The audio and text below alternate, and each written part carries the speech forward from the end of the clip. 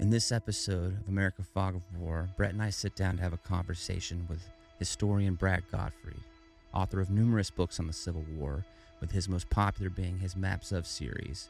Brad is a licensed battlefield guide at Antietam and a licensed town guide in Gettysburg.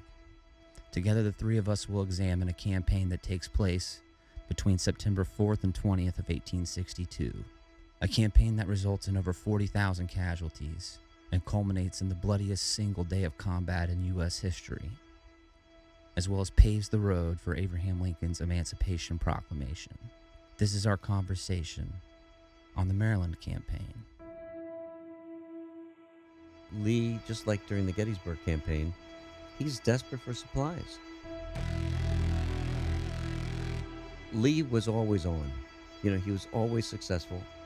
Now, the outcome may not have been what he expected, but he's always going to be providing a good fight. Here you have Frederick up here, Washington and McClellan's army down here, a clear shot. I mean, boom, right up into Pennsylvania. He knew that the only way he was going to destroy that Union army, he wasn't able to do it on the defensive at Second Manassas, is I'm going to move into Maryland and Pennsylvania. I'm going to force the wounded Union army to come out after me. And it hasn't been totally reorganized, and I'm going to destroy it at that point. The infamous 191. How does a courier drop a copy of these seminal orders? I don't know. On the 13th, these Indiana boys are in this field outside of Frederick, and they see these cigars. They don't care about the paper wrapped around it. Eventually, he's going to get to McClellan. I think Lee was shocked that he's moving so fast. Dixon Miles realizes they're out of ammunition, this long-range ammunition. What the killer is, you're facing the Confederates, but behind you are 11 cannon who are enfilading your line. I am Colby Sumner, and this is America Fog of War. Pride of our nation, this day have set upon a mighty endeavor, a struggle to preserve our republic. Men's souls will be shaken with the violences of... The cost of freedom is always high, but Americans have always paid it. And one path we shall never choose, and that is the path of surrender. I can hear you! I can hear you! The rest of the world hears you! And the people who knock these buildings down will hear all of it. We're told that on his body was found a diary. Under the heading, My Pledge, he had written these words: America must win this war. Therefore I will work, I will save, I will sacrifice, I will endure.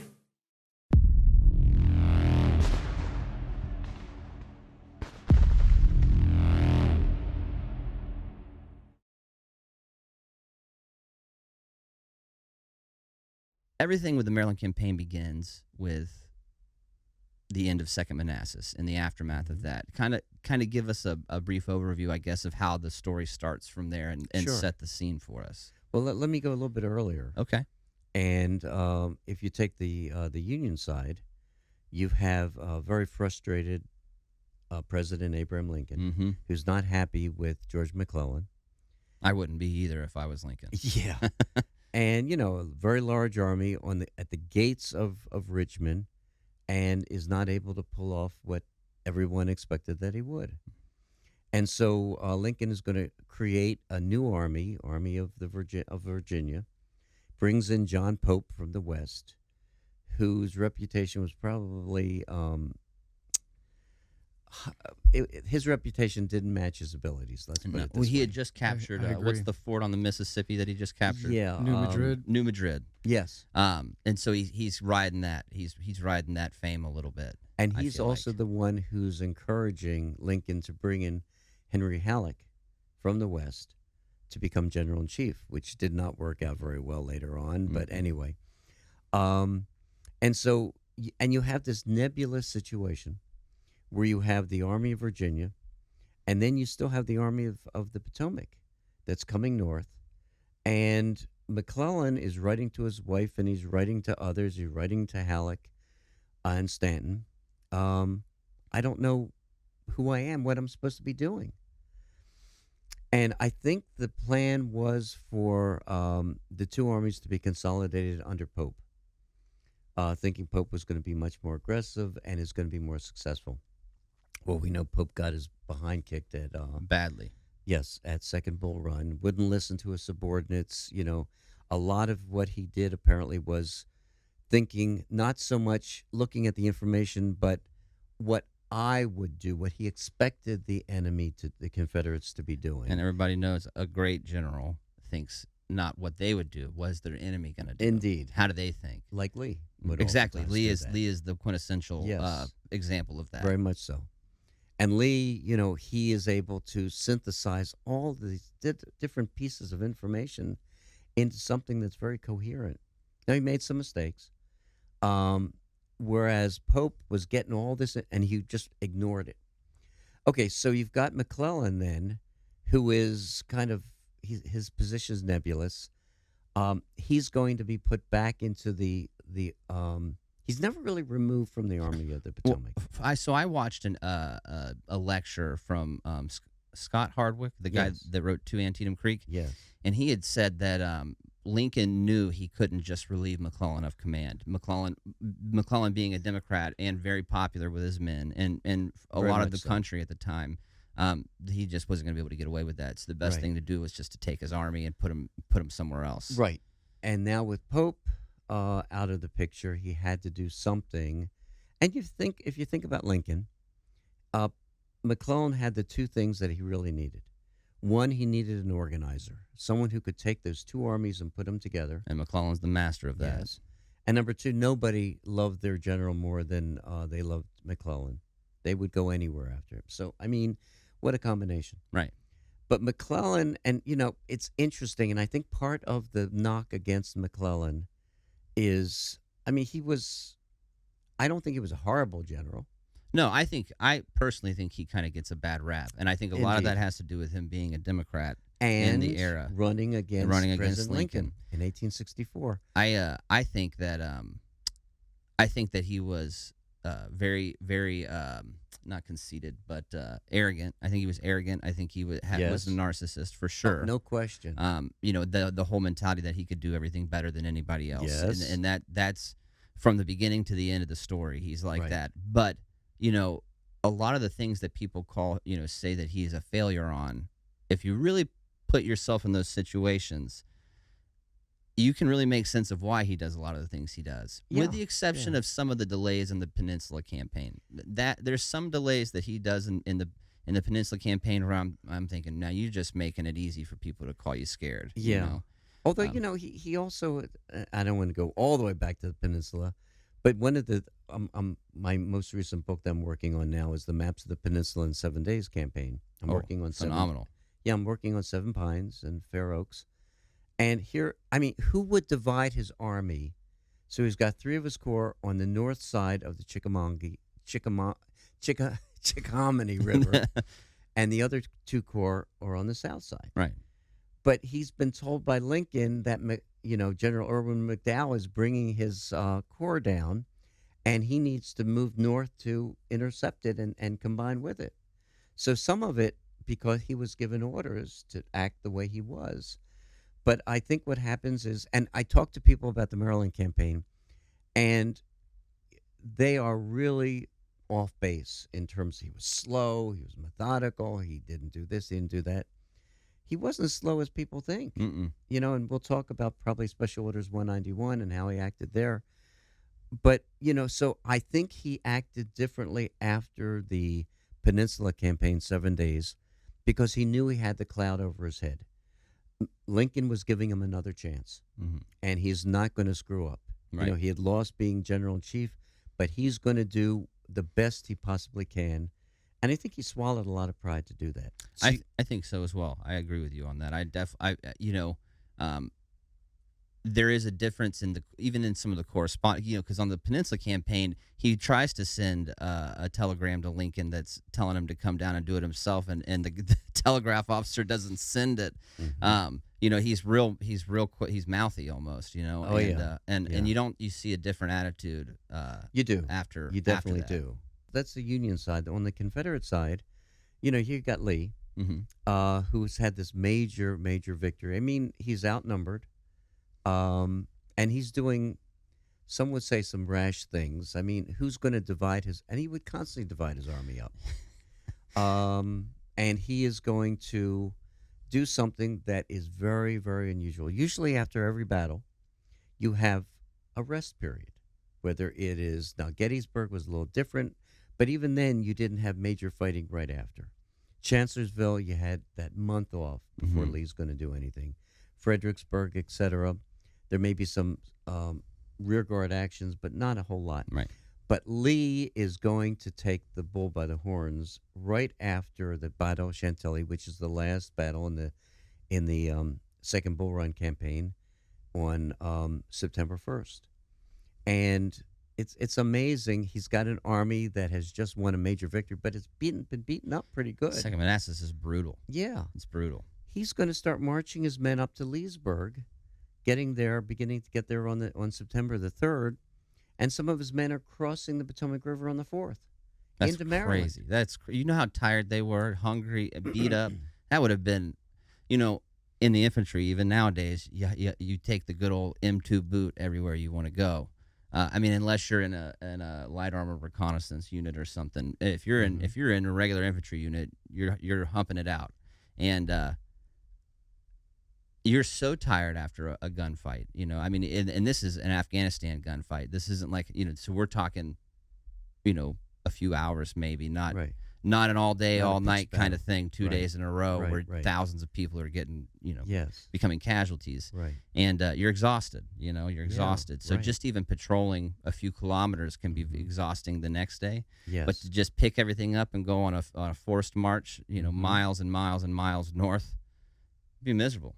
It'd be miserable, to say the least. Yes. especially in those shoes they got. Oh, yes. Yikes. And you think about the lack of supplies that the Confederates had, and I think that was part of it. Lee, just like during the Gettysburg campaign, he's desperate for supplies. And one of the major drivers for him to invade, and here you have a man who is, he's got an army that he knows is in bad shape. He knows they're exhausted. They have non-existent uniforms. They're they're in rags, essentially. Many of them are barefoot. In fact, he passes an order that any soldier that does not have proper shoes, is going to be left behind at Leesburg. So he's going to lose thousands of men left behind. And then to top everything off, he goes out and hurts himself. When it's raining, he's wearing this long poncho, and somebody yells out, "Here come the Yankees!" And Traveler starts to bolt. And he grabs he's trying to restrain Traveler, and he falls over his poncho and tries to break his fall. So he breaks the bones in one hand and badly sprains his wrist on the other. And he's starting the campaign in a lot of pain. And it's just amazing that he was able to operate as he did. Well, I'm beyond my interest in U.S. military history. My other interest is boxing. I love boxing. I love modern boxing. I love the history of boxing. It's fascinating to me. And obviously Teddy Atlas, Mike Tyson's first trainer under the Cus D'Amato, is his mentor. He's big. He was an announcer or an announcer on ESPN for years, and he talks about this thing where it's best, like, you need to do things the right way. You need to do them with good technique. You need to do them this, that way. He said except when it comes to the greats. The greats can break all the rules, and it works for them because they're the greats, right? Mhm. But if anybody else tries to do it, like Lee when he splits his force constantly, Yes. if anybody else attempts that, it comes back to bite him in the butt. It does always. But someone like Lee can pull it off. Someone like Right, Jackson right. can pull it off too, Mhm. So it's weird. Some rules don't apply. Like Muhammad Ali keeps his hands down and doesn't protect his face, Mhm. but it works for Yes. Muhammad Ali because Right. he's the greatest. It's funny, but there's a lot of similarities between that concept. And it's interesting, being injured and his army's in Yes. shambles. You would think, a wise commander would, all right, let's recuperate some, let's gather supplies, let's prepare a little bit. Right. Lee just gets on the road and goes. Right. And you think about what you basically said, I think is so true as well. Lee was always on. He was always successful. Now, the outcome may not have been what he expected, but he's always going to be providing a good fight. Mm-hmm. You have someone like Jackson who has good days and bad days. Yeah. I mean, the Shenandoah Valley campaign, holy cow. Amazing. Yes. But then 7 days. Where is he? Yeah. And then Fredericksburg, he makes a major blunder and almost gets the army defeated when he leaves that gap in the line Mm-hmm. that he should have covered. And even Antietam, he left a gap in the line that the Union troops are going to exploit. And essentially, both sides on both. I know we're going to get into Antietam, but the two sides of the Confederates on both sides of Hagerstown Pike are essentially fighting independently because of that gap, at least initially. Longstreet had good days, bad days, but Lee always seemed to be consistent. You're always going to get a good fight out of him. Mm-hmm. Well, they say that. I think it's Shelby Foote in the Civil War, the Ken Burns Civil War documentary, talks Right. about Lee's temper. He had a temper that he worked to control his whole life, and Yes. I think you see his temper in the way that he pursues combat. But it's interesting because you don't see his temper very often. Mm-mm. And as you said, yes, he controlled it, but maybe if he hadn't, maybe he would have been more effective. You never know. Wild temper though can sometimes come back to Oh, bite no you in question. those situations. So it's hard to say. It's hard to say. Yes. But I think the way he approaches battle. I think Longstreet and Jackson are a good example of the dual sides of his combat thinking. Right. And I think he leans more towards the Jackson side of things with He's the very aggressiveness. aggressive, Yeah. yes. And I think that's why they got along so well. I think that's why Chancellorsville happens the way it does, and why it's their master stroke. Right. Is because they were very in line with the way they thought. In that aspect. Now, obviously, he loved Longstreet. It was his war horse, and he has Yes. moments where he defers to Longstreet's side Sure. of the road. But he more times than not, he's that aggressive side, and I think that's an example of his temper almost. Yeah, and I think, when you think about the battles that he was on the defensive, he excelled. Mm-hmm. Antietam, Little Army, and most of it was a chunk of it wasn't even there on the battlefield at the beginning of the battle. Yeah. 3 of his divisions were still away. Fredericksburg, except for that hiccup at Prospect Hill. When you think about Spotsylvania, how he held out, outnumbered Petersburg. I mean, who could have stopped Grant for that many months? And yet, and one of the things that I really do appreciate about Lee, and I tell when we go off on tours, and they'll say, well, Lee was very rash. You shouldn't have done Pickett's charge. You shouldn't have done this. And I said, well, one thing that you need to keep in mind is that Lee could count. And he understood that the longer the war went on, The worse it's going to get. yes, there was less chance that the South was going to be successful. And so he's going to have calculated risks. And yeah, he's going to, and the only way he felt that he's going to win is the aggressive punch. Just by stopping the enemy and defeating them is not, he has to destroy them. And the only way he's going to destroy them is on the offensive. Right. And a lot of people, I don't think they really realize that. I don't think they do either. To take it back to boxing one more time. I don't want to wear No, this it's out, fine. but I look at Lee.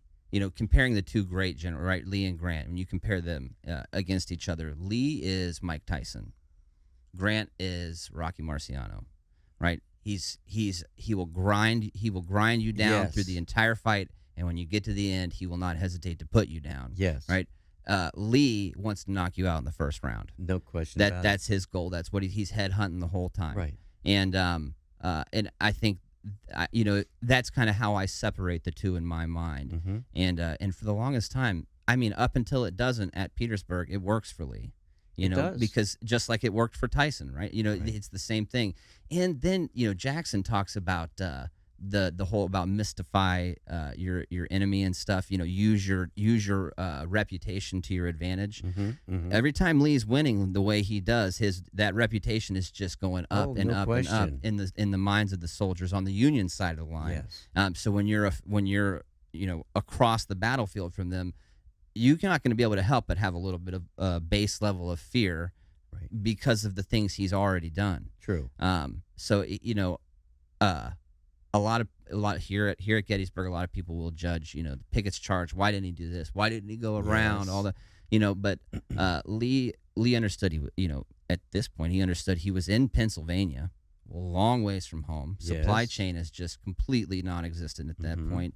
And his guys are already low on supplies. They're greatly outnumbered. Yes. And if he tries to do something different, if he tries to deviate and go around, like and they say in the movie, go around the army Right. of the Potomac, he might get cut off in the north and have to surrender the army. If he tries to retreat and not give battle, they're going to pursue him the whole way back to the south. And the thing about warfare in that era is defeat is in the retreat, right? Like that's where the real destruction happens, is when a Indeed. routed army is making a Right. maneuver. They get leveled. And that's why Meade was so cautious. Lincoln after Gettysburg, you've got to be aggressive. You got to go out and you have to destroy them. And you're right. Meade understood that he could be very vulnerable and could fritter away his advantage after Gettysburg. Right. But I forgot my train of thought. We were talking about before. After Lee breaking his hands and moving yeah. out. So anyway, so he's going to be very aggressive. He's going to move north, and I always tell people there's I know what I was going to mention. Why? And again, we're talking about Maryland campaign. We're not talking about Gettysburg, but I oftentimes will put myself in the shoes of a general or a colonel or a private, and not to second guess, but to try to understand. Right. And here's Lee at Gettysburg, early in the morning of the 2nd. He wants an early attack. And he's talking to Ewell, he's talking to Early, and there's no, we can't do that. And then, so he then switches to Longstreet. And, wait a minute now. Law's brigade isn't up yet. We got to wait here. And, wait a minute. I want to march my men over so they can't be seen. That's going to take some time. They were seen. We got to go back. I think what happened is he got so frustrated when Longstreet said, there are Yankees there. He finally said, I don't give a damn. Excuse me. No, you're fine. You're fine. I've waited too long. We're not, and we all get to that point where Right. we've lost all of our patience. We're done. Yeah. We're not. And so I think that was part of it. And, when you have Killer Angels and when you have the movie Gettysburg, it's boiled down to a very simplistic Longstreet is right and Lee was wrong. Right. And not getting into these nuances. The other piece is logistics. Most people don't realize how important those wagon trains are and how you have thousands of wagons. And so, Longstreet's saying, we shouldn't fight here. We should just move somewhere else. Great. But what about those thousands of wagons that are going to become vulnerable to these Yankee cavalry if you start moving around? Yeah. But nobody really talks about that because, and I see this, and I'm very patient. My wife tells me that and my mother told me I should be a diplomat. Should have been a diplomat. So I don't, cross swords with anyone. But I'll gently explain the rest of the story because it had to be this way. Wait a minute. Maybe there's some other reasons for this. So anyway, but getting back to the story then, so Lee is going to be heading north, heading toward Frederick. And if you look at a map, it's really interesting. It's like Gettysburg. In fact, I don't know if you've seen my book. It's called Lee Invades the North. I didn't bring a copy of it. I have it. Oh, do you have it? Yes, sir. Okay. And it's interesting because there's so many similarities between the two campaigns. And one was how fast Lee is going to be moving north, and how far ahead he is of the Union troops. And so he's in Frederick up here, and McClellan is still. And again, oh well, McClellan is slow. No, he's reorganizing his army. Right. Number one, and number two, do you want to take your army this way when Lee might be going this way? Mm. You need to really understand what Lee's mode. You need more information, more Right. intelligence. And so, here you have Frederick up here, Washington, and McClellan's army down here, a clear shot. I mean, boom, right up into Pennsylvania. He doesn't talk a lot about Pennsylvania, but we do know that Pennsylvania was his goal. Mm-hmm. It wasn't Maryland. He talked about going into Maryland, and he didn't talk a lot about why he's invading. He talks about the supplies. He talks about issuing a proclamation. When I get into Maryland, I'm going to issue a proclamation to the citizens of Maryland. Come join the Confederacy. I'm here. I'm going to protect you. He doesn't talk about the midterm elections that are coming up that could be influenced. He doesn't talk about how England and France are this close to recognizing the South. He doesn't really talk about, to some degree, Lincoln has called up 300,000 guys, and they're coming into the army. Not only the Army of the Potomac, but other armies. And he doesn't get into too much. If the longer I wait, the stronger that army's going to be. It's going to be more of a handful. Mm-hmm. So he's not as strong as he is with supplies and invading Maryland.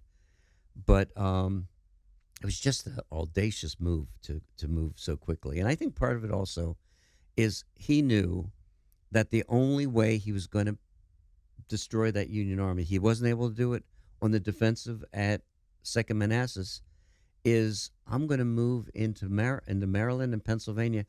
I'm going to force the wounded Union army to come out after me. And it hasn't been totally reorganized, and I'm going to destroy it at that point, even though it's going to be it's a much bigger army than what he had. It is. It is surprising to see that at the actual Battle of Antietam, when you see the numbers, it is very lopsided. Very much so. Very lopsided. And I mean, part of McClellan, a large chunk of McClellan's force isn't engaged, but is it two corps? There's two corps that aren't engaged. The 6th Corps and the 5th Corps really didn't do a whole lot. Right. But and I understand there's reasons for that, and there are. But you just look at the numbers and you think, good Lord, man, how are they not just because their backs are against the river too? So how are they not just decimated? And that is interesting. I mean, no general is going to fight with his back against a barrier. They would go to most generals would go to the other side of that river and try to get the army as they were crossing the river. That's like the strategic, ideal setup. But it just spoke to how much confidence Lee had in his men and in himself, and how little he had in the enemy. And it's interesting when you look at the 36,000 or so men that were actually at Antietam on the Confederate side, 60% had fought in 3 or more battles, and most of those guys had been in at least one battle. Yeah. So you have quality versus quantity. Right. And which do you want? And it does make a difference. It certainly does. Experience is. I mean, what do you think about? Like in my experience, you can't beat combat experience. Yes. Prime example. When we first got to Marja, we did the push through Marja back in 2010. Mm-hmm. I was a squad leader, and you do your left seat, right seat. They call it a RIP, a relief in place. But you're relieving the unit there, so you kind of half and half do patrols together and stand post. So you kind of learn the ropes, right? Okay. You see how they were conducting business, right? Learn the AO. Makes sense. And I remember I went on a squad leader's my unit's squad leader patrol with the unit we were relieving. Okay. So it was my company my platoon commander, my platoon sergeant, and then me and the other 2 squad leaders in the platoon. Okay. All went out with this other unit on a very long patrol. I think we covered I think it was like 3 or 4 clicks, and satellite patrolling, which I won't get into detail on that, but it was a long day. Right. And you're at altitude, even in Marja where it's flat, it's still way higher than it is where Camp Lejeune is. So I'm broke off. I'm winded, and I'm in good shape at the time, but it's just different in combat. You're carrying way more gear. Yes. You're moving fast and jumping canals and all this stuff. But I remember the guys we were relieving. They're as we're patrolling, they're calling things out. Like there's a guy on the roof over this direction. There's a guy over in the tree line this way doing something weird. Anybody see what he has in his hand? They're doing stuff like that the whole time we're walking. Yeah. And I'm looking around, and like with my bare eye, and I don't see them. Right, I don't see anything they're talking about. So then I start looking through my ACOG, which is the scope on our rifles, and I still don't see what they're talking about. Right. So finally, we get to like we hold up in this compound for a few, like maybe an hour or so, to kind of just observe and rest and recuperate before we head back. And I go over to my platoon sergeant, who is very experienced. He's been in, we would say salty. He's as salty as they come. and I have a real moment with him. I'm like, Gunny, so on that patrol, I didn't see anything they were calling out. Like, I'm worried, because my first time being a squad leader in combat, and I'm like, I don't know if I'm equipped for this. Like, I don't see anything that they're calling out. And he just started laughing. And he's like, just give it a few weeks, and sure enough, you start seeing it's your sense, like what your eyes go to, and your senses seem to elevate. Your eyesight becomes hawk-like. Your sense of smell shoots through the roof. Everything is, but a lot of that is because your body is becoming accustomed to what to look for, even in a gunfight. There would be multiple, especially in the beginning. There'd be multiple times we'd be in gunfights, and I would be down on a berm, like next to a tree line, and we'd be receiving incoming RPK or AK fire, and it would be breaking the branches off the trees. You could tell when you were fighting someone that's new, and then when you're fighting someone experienced, the rounds aren't breaking branches off the trees; they're impacting all around you.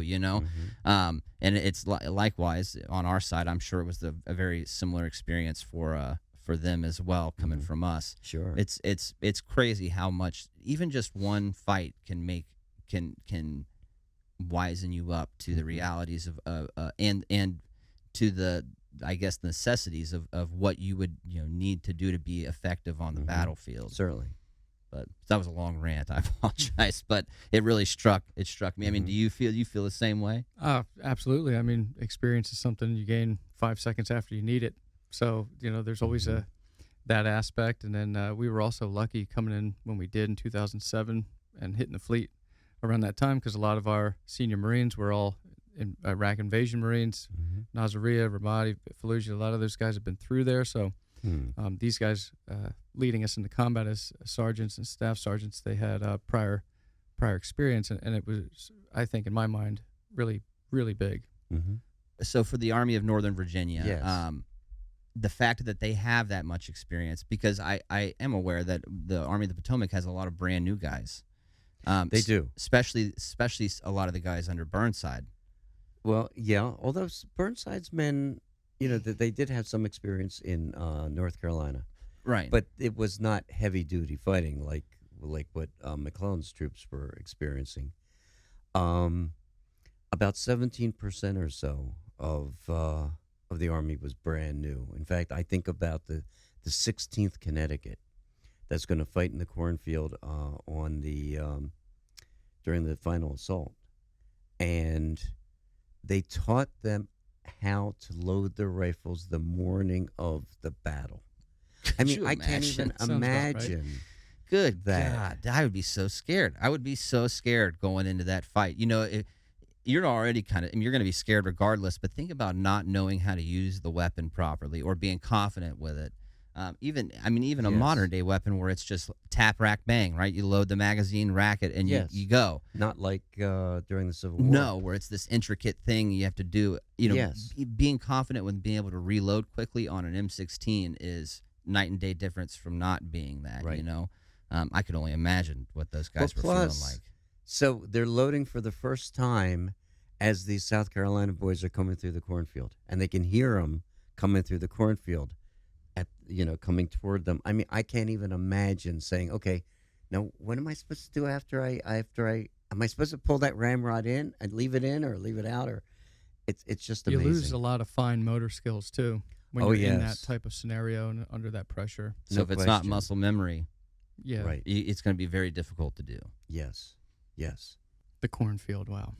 Yeah. That's in the evening. Well, The that was a evening different phase. cornfield. Oh, This the was other, a- this is was like the afternoon this is like when cornfield. AP Hill arrives. Like, yeah. That's it. That's the That those one. are the guys that he kind of That's cut. Greg's into- brigade is okay. coming up. Very, very experienced. Okay, yeah. And but the cornfield itself, the cornfield in the morning is you had much. Those troops were more experienced, although the 12th Corps, Union 12th Corps, a lot of those guys were brand new.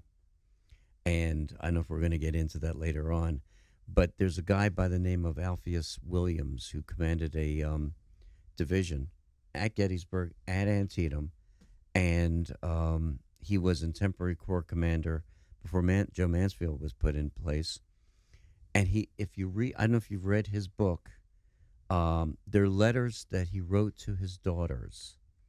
And he talks about how these young men, they're brand new, and Mansfield is bringing them up toward the cornfield in these big old columns to move them quickly. Well, and he's screaming well, he's not screaming, but he's trying to encourage Mansfield, who's old school.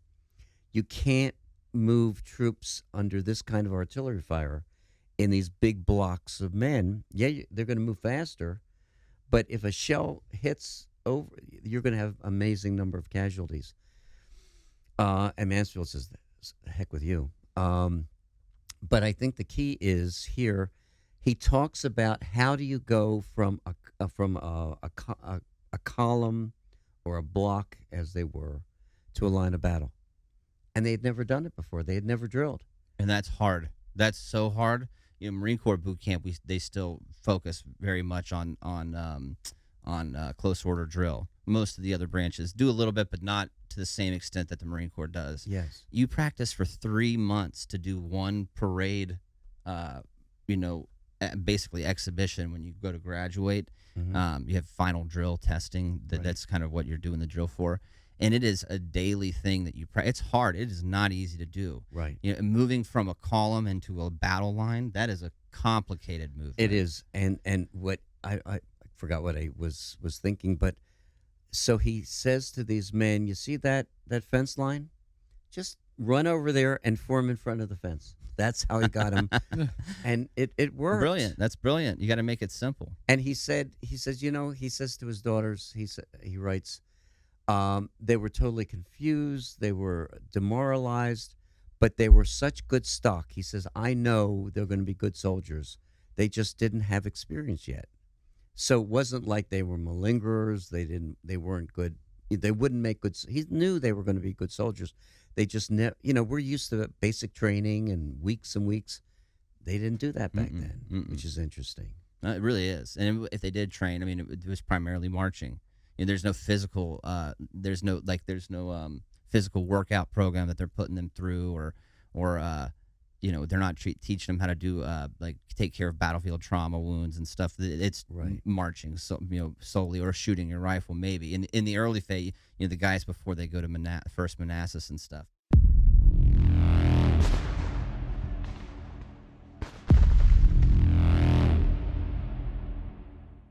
My time in the military and in combat taught me the importance of being prepared. A lot can happen on the battlefield that can lead to tragedy, and I never wanted to face the consequences of failure due to a lack of my preparedness, especially when my brothers were counting on me. That's because my squad was my family. Now that I've finished my military service, what I need to do to prepare has changed, but my responsibility to ensure I am properly prepared for any eventuality remains the same. That's why I called Health Markets. One of their licensed agents took the time to examine every aspect of my family's protection and created a personalized solution of coverages that would safeguard my family and keep us prepared to face whatever the future could throw our way. So that if I find myself in the hospital, out of work from an illness or injury, or reach that inevitable last breath, I can know that my family won't ever suffer the added tragedy of financial desperation. So go to www.healthmarkets.com to connect with an agent and make the preparations you need to face any eventuality today.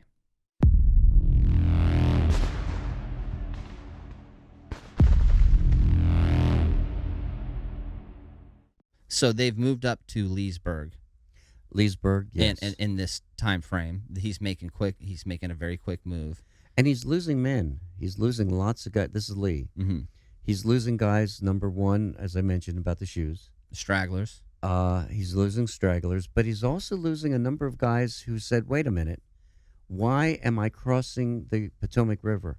I was told I enlisted to defend my homeland.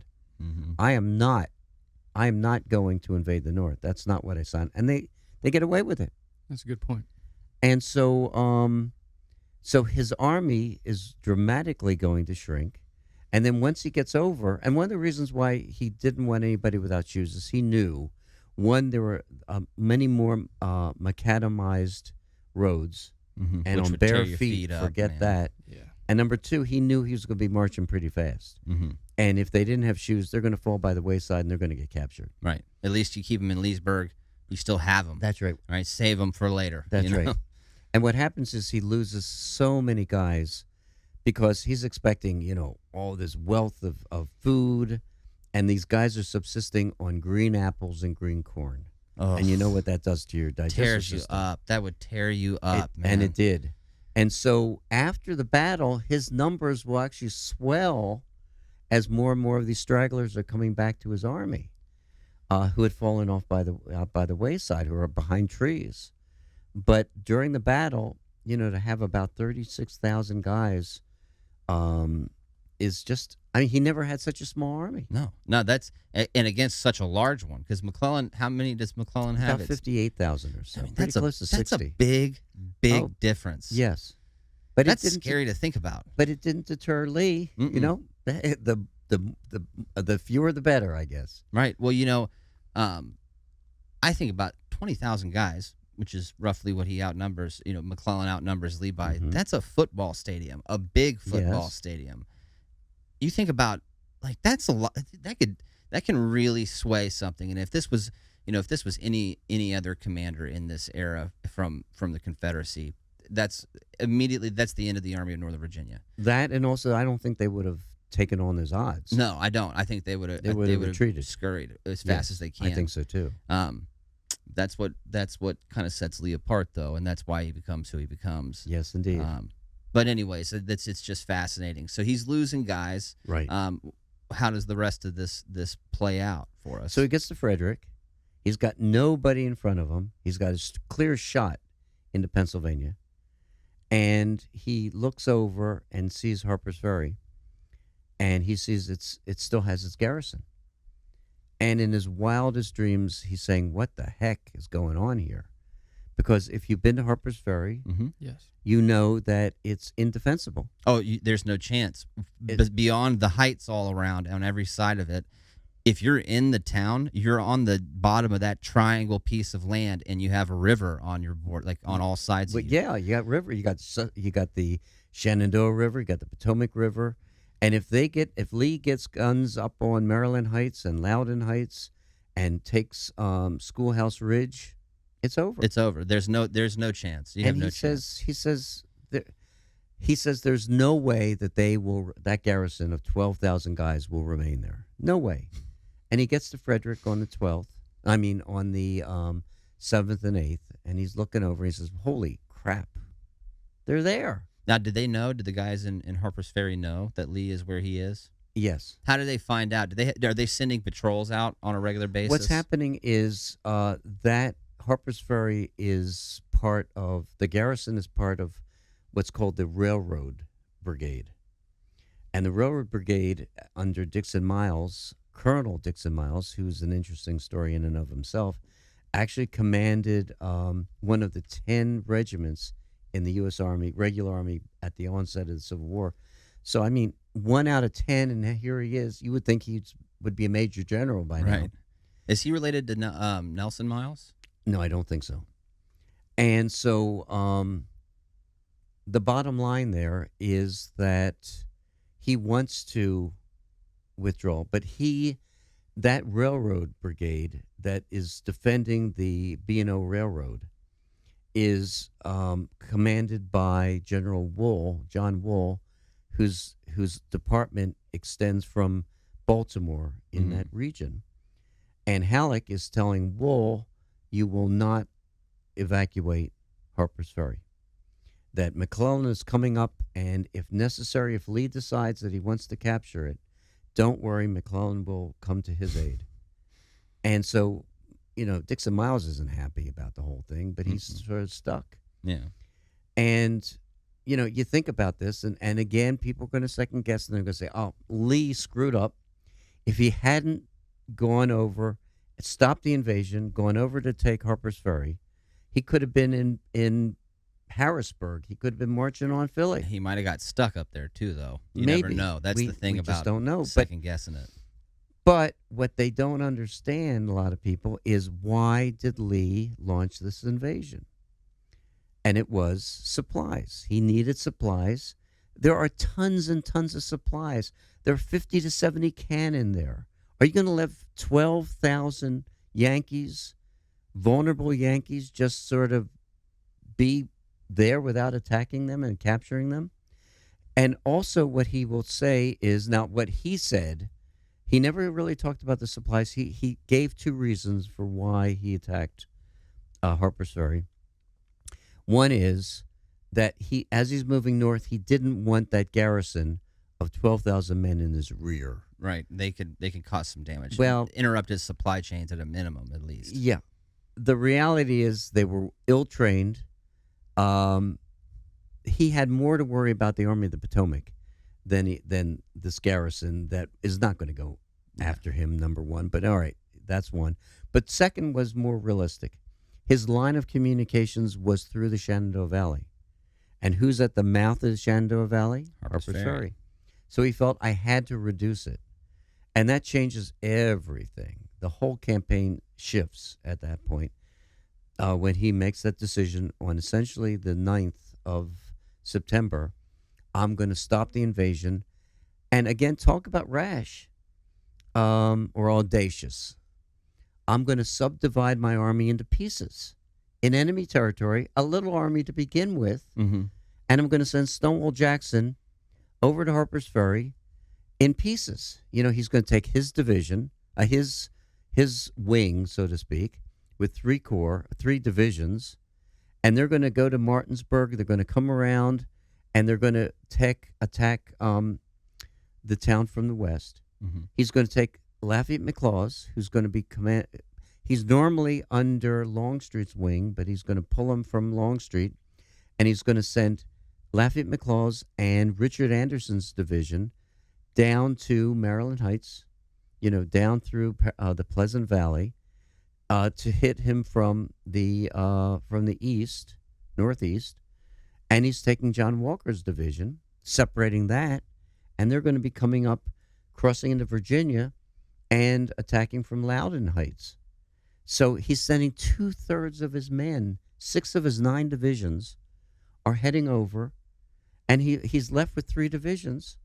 And here you have McClellan, who is true, still to the south, but the big army who could just march north very quickly and destroy every piece individually. Right. I mean, because there's still to this day, you could use the strategy of defeat in detail, and yes. Lee's army is so small already that McClellan doesn't really need to worry about defeat in detail if he wanted to. Right. Now he's splitting it up to where McClellan ideally should have been able to SWAT each individual part of that army away if he would have caught up with them when they were separated. But, right. It's very audacious. You're correct. But, again, people will say, well, McClellan should have known that. He had no idea that Lee was eyeing Harper's Ferry. And, so he didn't know that it was vulnerable. He probably knew it was hanging out there. But he's expecting Lee's going north. Right. He's not expecting him to be going west. Right. Because McClellan's probably thinking worst case scenario for us is Lee, Lee getting to Harrisburg, Lee possibly making it to Baltimore or whatever, yes. You name the place, Lee getting far into the north because they do have the elections coming up. Lincoln, I mean, Lincoln is nervous. Lincoln's nervous. The war in the East has been ugly for the North up to this point. Yes. Now, they've had success out west, But Right. even Very at much this so. point, by this time, Grant has been relieved by Halleck at this point, right? No, Halleck is now in Washington. Okay, so this is after. So this is after. After. Yes. But that being said, the primary theater, even at that time, not just now, is the Eastern Theater. Always. That's what everybody was focused Yes, on. always. And it's been one loss after and Right. bad loss after another. Yes. So I get McClellan's thinking on that, like not really thinking Harper's Ferry would come to to really matter in the grand scheme of Lee's plan. Right. He was thinking it would really hurt us the most if Lee gets deep into the north. Yes. And it's interesting what Lincoln is going to tell McClellan, his marching orders. Very much so. Protect Washington. Don't do anything crazy. Washington, Baltimore have to be defended and protected at all costs, number one. Number two, don't let Lee get into Pennsylvania. But think about the dichotomy. If you're going to be going after Lee and not letting him get into Pennsylvania, you're moving away from Washington. Theoretically, you could be getting between Pennsylvania and Lee's army, but if you're not careful, you're leaving the road to Washington, Baltimore completely open. Wide open. Mm-hmm. And number three, get him back across the Potomac River. Lee, across the Potomac River, and if you can, try to destroy him. Yeah. So some of that was a little contradictory. And, but Lincoln he's nervous. I mean, here this is the first invasion, and remember, it's not the only wing of the Confederacy that's moving north. Mm-mm. There are other columns that are moving north as well toward Ohio. And, Lincoln is nervous. But this one, if Baltimore falls, if Washington falls, that's catastrophic. It's the end of the war right there. That is catastrophic, yes. So at this point, you said McClellan's kind of recuperating his army. He's reorganizing his army. But does he know that Lee is moving yet? He knows that Lee is in Frederick. Okay. He definitely knows that. So what is McClellan, what is he doing, I guess, there's something happens, and I'm not going to spill the beans yet. I want you to tell the story, but what is he doing at this point to kind of either pursue Lee or what's his strategy? Okay, well, he's going to divide his army into wings and to expedite the movement. So after the army has been reconstituted, where he's absorbed the army of Virginia, the Union First Corps was actually part of the Army of Virginia. Mm-hmm. So after he knows Lee's, so he can't do as much as he wants, but he reaches that tipping point where I can't not do anything anymore, and he's going to start this movement in these wings to try to, and he doesn't know exactly. I mean, he knows about where Lee is, but he doesn't know if Lee is dispersed, if he's only in Frederick, and so he's moving in different directions as he's moving north. Yeah. Well, what happens? So he gets up to next? Frederick. So the infamous 191. We got to talk about 191. That's the thing I was referring to earlier. I sort of thought so. I wasn't going to let you get away with it. Right. I didn't want to steal it. Okay. So so Lee makes the decision. I'm not worried about McClellan. He's slow. He says, not a problem. I am going to divide my army up. I'm going to send Stonewall Jackson with 2/3 of my army. They're going to get to Harper's Ferry, and they're going to. So he comes up with the orders on the 9th of September. They're going to start moving on the 10th. Talk about being an optimist. Lee was always the optimist. Harper's Ferry will fall by the 12th. They'll come back together. The army will be reconstituted. Boom, we go up Hagerstown Pike, and we're going to go into Pennsylvania. That was his thinking. And so on the 9th, he comes up with these orders, Special Orders 191, that will divide the army up. And he's going to send copies to various commanders. And, on the 10th, they're going to start moving. And, there's a lot of controversy of 191. And quite frankly, I don't get into all of the ins and outs. But, who was it? Who was the whole culprit? Who cares? Right. At least for me. But apparently what may have happened was D.H. Hill had a division that was attached to Stonewall Jackson's wing. And they were cousins or They were he was their brother-in-laws. brother-in-laws. I knew there was some connection there. Brother-in-laws. And so supposedly Jackson didn't know that DHL was getting his own set of orders. So he had a set transcribed. So 2 sets of orders are going to DHL, and they think that one of those. How does a courier drop a copy of these seminal orders? I don't know, man. We'll never know. But there they were, wrapped around 3 cigars, and when the Union Army gets to Frederick, starting on the 12th, on the 13th, these Indiana boys are in this field outside of Frederick, and they see these cigars. They don't care about the paper wrapped around it. They're lucky that the paper even was read at all. Yes. I'm thinking about throw it up and throw it away. I know. I'm thinking about guys like that we were in with. If they were to come across a pack of cigarettes, American cigarettes in an Afghani field, they wouldn't care what was wrapped around it. Right. You're right. It would get crumbled up and tossed. They would it. just go for the cigarettes.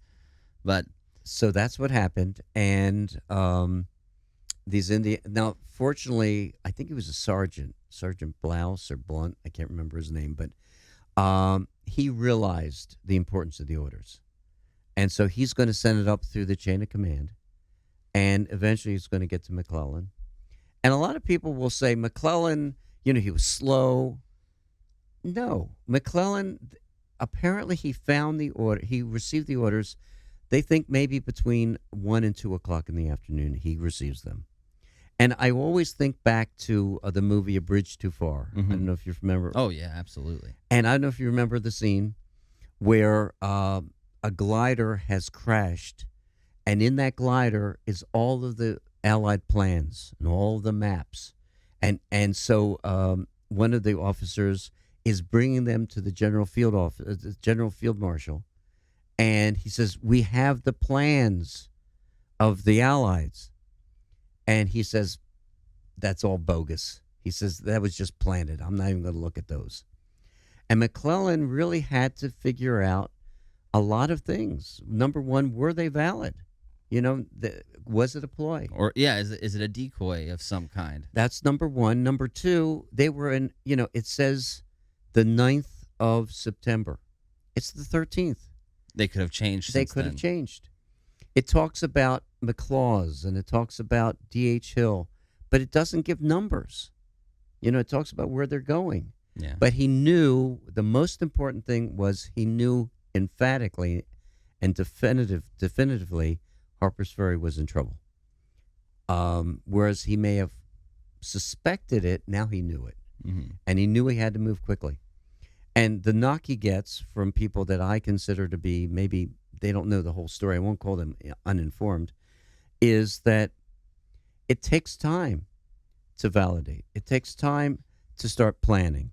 And then to get your army actually Well, that's the thing. in marching order and moving. Movement. That even with a modern military, that's an Yes. all day event. Right. That's an all day event. Even with now, that's an all day event. So they're going to start moving on the 14th. You can't blame him. That okay, quick, get your rifles and let's start. That's not going to work. Mm-mm. So they're moving on the morning of the 14th, which I think is appropriate. Mm-hmm. I don't think he delayed. I don't think he was slow.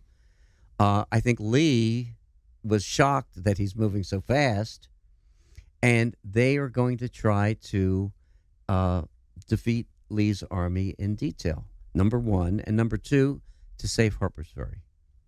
And the way he's going to do it, if I should continue. Oh, yeah. So he's going to have these different prongs. The most important is going to be the movement along the National Road, over Turner's Gap. First, he has to go through the Catoctin Mountains. Then he has to go over South Mountain, and he's going to divide his army where the Ninth Corps is going to, Burnside's Ninth Corps is going to lead the march, followed by the Union First Corps, and they're going to be heading over toward Turner's Gap. But he knows that he has to save Harper's Ferry, and the way he's going to do it is he takes the Sixth Corps under his buddy William Franklin, and he sends it to the south toward Crampton's Gap, which is closer to Harper's Ferry. and they're moving pretty fast.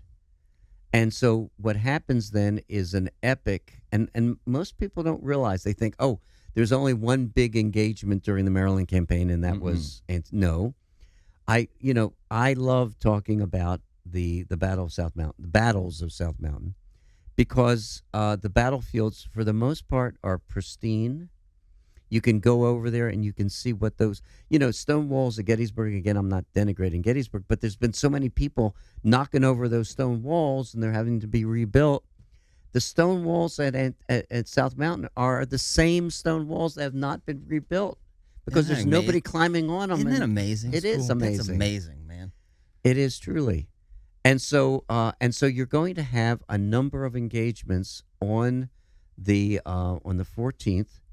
One is going to be at Frosttown Gap and Frosttown Plateau. A second is going to be at Turner's Gap, and a third is going to be at Crampton's Gap. And in all cases, it is the Union Army trying to get over South Mountain to get to the other side to beat Lee's army, number one, and to help defend Harper's Ferry and save it. Which is Fox's Gap a part of one of those? Did I not say Fox's Gap? You said one I'm actually not familiar with. I know of Crampton's Gap, Turner's Gap. Well, there was one. Oh, okay. Turner's Plateau. Well, it's the Frosttown Plateau. Okay, the Frosttown Plateau is one of the major ones. Turner's Gap. There's actually 4. Turner's Gap, Fox's Gap, and Crampton's Gap. Which one is the most northern one where Meade is fighting? That's going to be the Frosttown Plateau. Okay. All right. Laura took me there I did the Road to Antietam tour with her, and I'd never seen it before. It was very cool. Yeah. I got a question. Okay.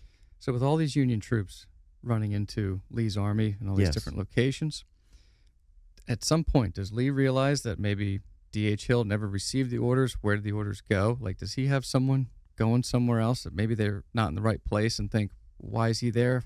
But then he turns around and says, I never received the orders, the special orders 191. At what point does he notice that, like, he's being pursued? Yeah. Actually, D.H. Hill did get the orders because there were 2 sets. So one did get to him, the other did not. Lee did not know about Special Orders 191 falling into enemy hands. But D.H. Hill didn't know that he was supposed to receive 2 sets? Mm-mm. And which is interesting because back then they used to have to sign for him, too. Yeah. Which that is also another thing that kind of shrouds this in mystery a little bit. Which one, do we know which order he actually received, Lee's or Jackson's? I think the one that he actually received was one from Lee. Okay. And the one that Jackson transcribed was the one he didn't receive. But what's interesting, and to get to your point, and it's a good one, D.H. Hill is with Longstreet, and Longstreet has 2 other divisions. They're around Boonesboro initially. So you got D.H. Hill, and you've got D.R. Jones, and you've got Hood's division. So you got 3 divisions. 6 others are around Harper's Ferry. Longstreet, and Lee is with, surprise, surprise, he is with Longstreet. Although, he's wounded, he's not doing well. He's not going to take that long journey to Harper's Ferry with Jackson. Mm-hmm. And what happens is Longstreet hears that there may be a Union force, maybe militia coming down from Pennsylvania, number one, and there's lots of flour in Hagerstown. So he's going to go from Boonesboro with his 2 divisions up toward Hagerstown. And on the morning of the 14th, oh, crap, D.H. Hill is under attack because D.H. Hill will stay around Boonesboro, and he is the one who's initially, his division is fighting at the gaps, at least initially, the northern gaps, not the southern gap. Right, because that's McLaws. He's he's pulling double duty on Harper's Ferry and Crampton's Gap is the Crampton's Gap for the south. So kind of for us and for the listeners, how does the Battle of South Mountain begin? How does it play out? Sure.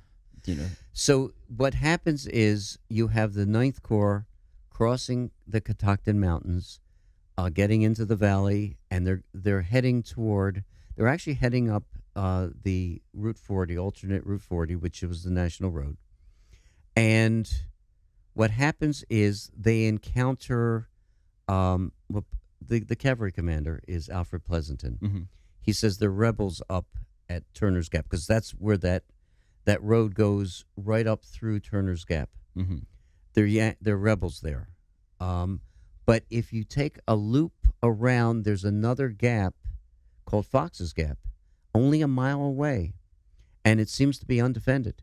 So come around, go through Fox's Gap, get over South Mountain, come around, and beat those rebels who were on the others, who are on still at the top of the mountain. And that's what he's going to do. What he doesn't realize is D.H. Hill is going to rush a brigade down to Fox's Gap to defend it under Samuel Garland. It's a North Carolina brigade. It's Iverson's brigade at Gettysburg. Okay. That is a brigade that's going to be constantly getting beaten up. And so they get to Fox's Gap as the Ninth Corps is starting to arrive, and you have Crooks's brigade and Scammon's brigade. So they're going to actually be up against two brigades, against one. And they're going to be fighting all morning.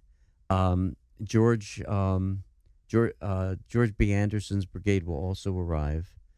And eventually Garland's going to be defeated. Garland's going to get himself killed. And so you're going to have, but more and more of the Ninth Corps are coming in, and all afternoon they're going to be fighting. And the Confederates are outnumbered, but they're holding on for dear life. All they have to do is stop the Yankees. They don't have to beat the Yankees. They have to stop them from getting across the gap. And by nightfall, what's happening is, or toward nightfall, Hood's, the rest of Longstreet's men are coming from Hagerstown. So Hood's men are coming down. They're sent from Turner's Gap. You're going to have some of J.R. Jones's division coming down as well. And by the end of the day, the gap holds. They're able to hold, and the Yankees are not able to push their way through. The commander of the Ninth Corps, and it gets confusing. We're not going to, I don't know if you want to get into detail, but because of the wings, Burnside's not commanding the Ninth Corps. That is a very tricky situation there. Yeah. Even at the Battle of Antietam, it's still that's confusing. an interesting one as well.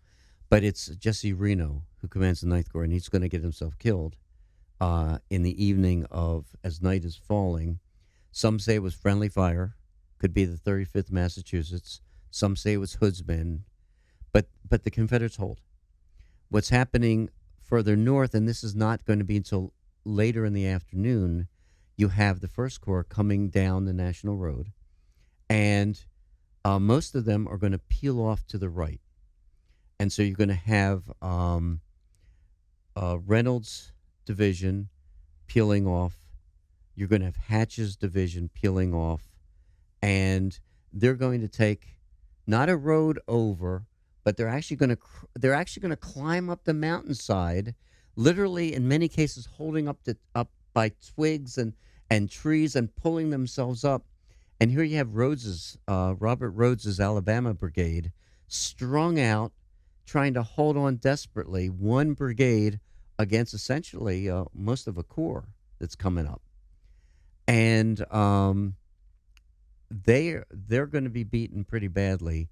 And by nightfall, they're going to be driven up the mountainside, and they will take Is it Meade's men? Okay, I was trying to remember. I thought it was Meade. That yes, makes it Meade. Well, Meade is going to replace Reynolds. Reynolds is going to be going into Pennsylvania because they need militia, yeah. But he technically commanded a brigade, but you're right. At this point, he's commanding that division. You got Ricketts' division as well, so you got 3 divisions. And they're going to get up on the top of the hill, but it's like midnight. But what's interesting is, so that's Fox's Gap, that's Turner's Plateau. Fox's Gap, not so successful, Ninth Corps. But Frosttown Plateau are successful, get up top, but it's too late. And then you have the venerable Iron Brigade, which was not the Iron Brigade then. There was another Iron Brigade in the Army. They were New York troops. We won't go there. The Phelps's Brigade, Walter Phelps's Brigade. But they're coming straight up National Road up against a Confederate brigade under Alfred Colquitt that is in a very strong position on the side of the mountain. And that's a Turner's Gap, right? That's a Turner's Gap. And they will hold Usually the Iron Brigade doesn't get stopped. They That get terrain out stopped. there is terrible, though. It is. And is it starting to get dark by the time they get It there? is getting very dark. See, that I talk about it a lot on our podcast, nighttime fighting, in an era before night vision optics. Yes. And I talk about it so much because I don't think people realize how insane that would be to do. Because again, in the modern era, we have all these cities that give off this glow that illuminate the night sky more than it would be if it was just no man-made civilization out there at all. Right. It would be dark, and the terrain out there, you don't realize from a distance how steep South Mountain is. It really is. I mean, it is crazy. And But whether you're on a road or whether you're climbing up the side, it's still very, very steep. And the road is very, very curvy, very difficult. it would be a nightmare. It would be a nightmare. Very much so. So you have that happening. And what's interesting is if you look at Lee and what's happening during this time, when he's surprised, because he didn't think that the Yankees were going to come that quickly. And he almost aborts the invasion at that point, not because of the fighting at South Mountain, but because if you look at a map where McLaws is, if the Union Army gets across South Mountain, especially the 6th Corps, and we'll talk about Crampton's, and they get into the Pleasant Valley, and they turn left, they can pin 2 Confederate divisions against the Potomac River and potentially destroy, maybe 10, 12,000 guys. Which is a lot when you only got 36. Yeah. And, that's their pre-numbers, so they're probably smaller than that. But still, he was very nervous. He could not afford to lose that number of men. And just philosophically, you don't want to have 2 of your divisions destroyed. So he's really nervous, and he's about ready to abort. But he's getting encouraging news. So what happens at Crampton's Gap, again, that's going to not start till later in the afternoon. This is the 6th Corps. You have Slocum's division leading, and it's a fascinating battle, and it's a really neat place. All of these places are neat. Fox's Gap is a pristine battlefield. Frosttown Gap, you've got some houses, but it's very steep. It's hard to get up It's there. super steep. Yes. It's unbelievable. I was shocked. I was shocked when Laura was taking me out there and showing me all that. I couldn't believe it it's because you hard to look get at the up there. maps and stuff and you think, okay, You but got to be up there to see and it. it is it's unbelievable. Yes.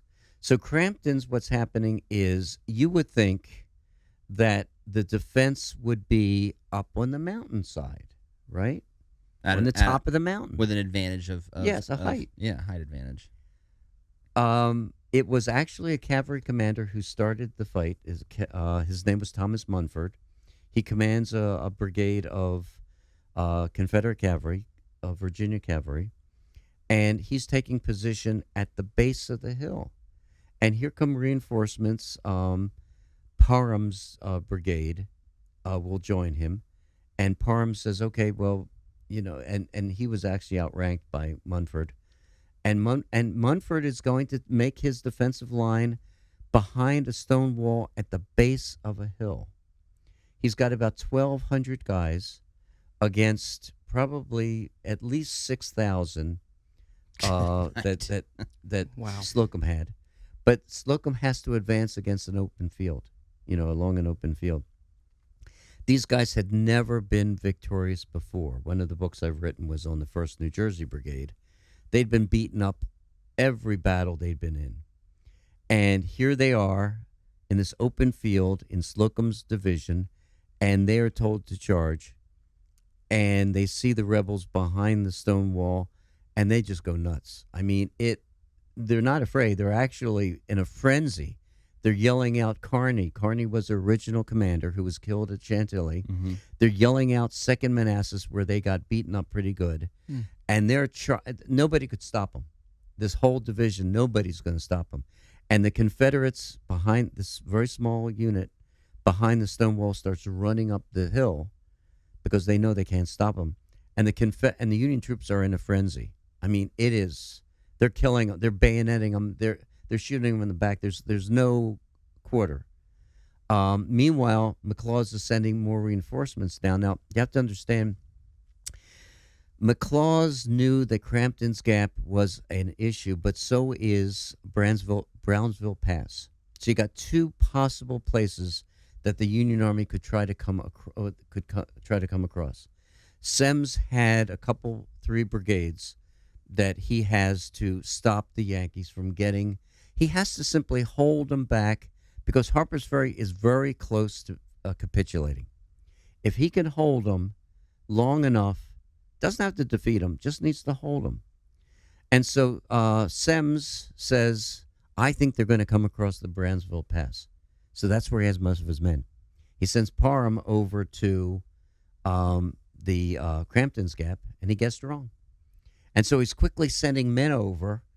And, you know, the worst time, and you both know this, the worst time to bring troops into action is when the enemy is in full advance. And you have the Cobb Legion, which will take position on the side of the mountain. These Yankees are coming up. They're going to be attacked on three sides. They will actually bend into a V, and the commander, Alexander Lamar, who's a young man, says, we need to stand our ground and give time for those Virginians who were at the base of the hill to get away. Meanwhile, he's going to lose, I believe, over 70% of his men. Oh my gosh, that's on the a side of that nightmare. mountain. He's going to get killed, and the Union troops will be successful.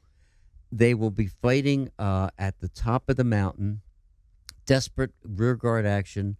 The Confederates are swept aside, and so you're William Franklin. You have taken Crampton's Gap. All you have to do is march down the side of the mountain into Pleasant Valley, make a left turn. You're about 5 miles away from Harper's Ferry. Boom. And you've also cut off everybody north of that position, too. Yes, potentially. And so, again, if we can second guess him, but his men have been fighting for many hours. They're tired. Up a mountain, too. Yes, but he's got Smith's division behind him. And he says, you know what, guys? You can rest. You're going to be able to sleep. Same thing with those guys on Frosttown Plateau. Rest. Lee's army, on the other hand, is, they're marching. They're all night they're marching. And so getting back to Crampton's Gap, what's going to happen is on the morning, the Union Army, or the Sixth Corps, is going to come down the mountainside to the Pleasant Valley. And what McLaws does is he has six of his brigades lined up along. If you've seen the Pleasant Valley, it's not that wide. Yeah. He actually plugs up the valley so that, and even though he's outnumbered, Franklin, who tends to be pretty cautious, says, mm-mm. And meanwhile, he's hearing, this is on the 15th, he's hearing the cannon fire at Harper's Ferry. So he knows it's still intact. And all of a sudden, the cannon fire stops. And he says, why am I pushing this? He says, it had to have capitulated. He says, let's head on back to Antietam, where the army was the rest of the army was forming. So Little did he know that was going to come back to bite him later, though, with A.P. Hill coming out of Harper's Ferry. Yes, and that's the key, and again, people have criticized Lee and Jackson. Why didn't he have all of his army at Antietam at the beginning of the battle? And, again, I don't criticize. I mean, you think about it. You get to Harper's Ferry. You've got 6 divisions. This is Stonewall Jackson. You've done it. You've captured Harper's Ferry. You got 12,000 Yankees. Are you simply going to say, do what you want, guys? We got to get to Antietam. Absolutely not. No way. So what he's going to do is he's going to leave behind one division, A.P. Hill's division, that's going to parole all these guys, number one. Number two, they've got all these dozens and dozens of cannon. You got to secure the cannon. 5,000 pounds of coffee. Now, you might say, what's that? But they didn't have real coffee. Yeah. Mm-mm. And so tons and tons, you need to secure all of these. So what's going to happen is 3 of his divisions, Jackson's divisions, will start marching on the evening of the 15th. They'll march all night, And by the morning of the 16th, they're going to get to Sharpsburg. Meanwhile, those 3 divisions that have been fighting at Frosttown Gap and Fox's Gap, they're marching all night. They're getting to Sharpsburg as well. And so you're getting to a point where you've got 6 divisions. Longstreet's division and Anderson's division, they got held up. They could not march for a variety of reasons. They don't start marching until the nightfall of the 16th. All night. They're not going to get onto the battlefield until the battle actually has already begun. So Lee only begins the battle with 6 of his 9 divisions. And A.P. Hill isn't going to get there till late afternoon of the battle. I mean, talk about being lucky. Well, you know what's interesting about A.P. Hill? I know we're going to cover that more here, but A.P. Hill is a little fascinating because that's not the only time he saves the day like that, getting there at the last minute and changing the tide of the battle. He does that with Jackson at I can never remember the name of this battle off the top of my head. It's an offshoot one. It's a smaller one. I think it is it's either just after the 7 days or it's just after it's before his Valley campaign, but I can't. It's a mountain. I want to say a mountain in the name. Anyways, A.P. Hill saves the day. Cedar Mountain. Yes. Cedar Mountain. Yes. A.P. Hill shows up at the very end of the battle and saves the day for Jackson again. I'm not a real fan of A.P. Hill. He's an interesting character. He's interesting, and very interesting. I don't think I would have liked him personally. I feel like he would have rubbed me the wrong way for sure. But he liked to fight, though. He's not a good corps commander, though. I don't think he was a good division commander. No. You look at Gaines Mill, and Gaines Mill, he was very successful. But when you attack again and again and again, frontal attacks, he just wore down the enemy. There was no creative thought. There was no in the approach to strategy. There. And the only time that we really know that Lee was angry is at Bristow Station. This is after Gettysburg, during the fall of 1863, where rashly Lee, now this is a corps. He's a corps commander. He is going to launch his 3rd Corps, this is A.P. Hill, against a Union position behind a railroad embankment. Ewell is coming up, who's going to be able to flank him, and he's not going to wait. He's just going to blithely attack, loses thousands and thousands of young men who should not have died that day. And Lee was furious.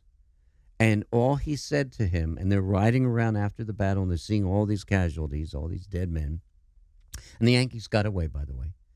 And he says, bury these unfortunates, and we'll say nothing more about this. But everybody, A.P. Hill knew he was very angry. But that's the worst. He didn't raise his voice. And even you get back to Stewart. We've got Killer Angels and we've got the movie Gettysburg. We don't really know exactly what Lee said to Jeb Stuart after he finally got back on the evening of July 2nd. Yeah. He was angry. We don't really know exactly what actually said. It's funny you say that. My platoon sergeant, gunnery sergeant, he was the kind of guy. I mean, I respected him so much. I mean, I looked up to him with just everything he did. I wanted to emulate it. You know what I mean? And I always wanted him, to be proud of my work and how I handled myself. And yes, and his he was unbelievably gifted at knowing how to react with certain individuals to get the right point across. And so for some guys he would yell, you know, but for someone like me, who I'm a squad leader, and I obviously I everything he says I look up to, it was anything. If I ever did anything that I shouldn't have done or you name it, and I messed up, he would it would be more of the I'm not mad, I'm disappointed, and I would never do it again. It would crush me. Right. And I feel like Lee is very similar in that. Yes. Coming from everybody in the Army of Northern Virginia looks up to him, and if you know that he's disappointed in you, he doesn't need to yell at you to get that it's to true. stick. It's true. The only thing I that I would question about Lee, and I think he was good at that, was he never really disciplined his. If he wasn't happy with you, he simply shoved you off to somebody else rather than dealing with the issue. He does that to D.H. Hill for some reason, and I don't know why. Well, D.H. Hill, D.H. Hill was very caustic, and had a lot of personality issues. Well, he got in trouble for murdering somebody before the war, right? Or shooting somebody at least. I believe so. I'm not really certain about that, but also he was considered to be highly aggressive, maybe too aggressive. But he was a very good fighter. I think he did very well during the Maryland campaign. Especially, I mean, considering some of the odds he's up against, too. Yes. He's an interesting character to me. I like him simply because he is so aggressive. He's a fighter's fighter, for an enlisted guy. I like that. But, oh, yeah. But right here, what do you think about another quick break right here real quick? Just to, Yeah. All right. That sounds fine.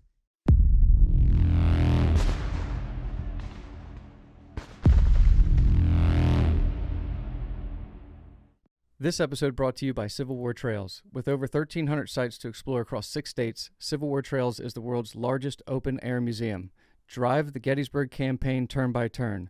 Paddle past Frederick Douglass's birthplace or hike to remote artillery positions. Follow Civil War Trails and create some history of your own. Civil War Trails is not just about the adventure. When you stand in the footsteps of history, these stories become more relevant than ever before.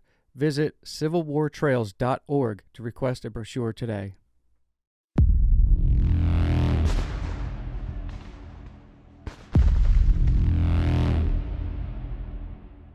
Out of curiosity for myself, because I know of it, but I don't know it anywhere as close to as well as I know Antietam, right, or South Mountain. But how does Harper's Ferry play out? Because that's kind of an interesting story to me as well. Yeah. With the way everything transpires with Dixon Miles, right?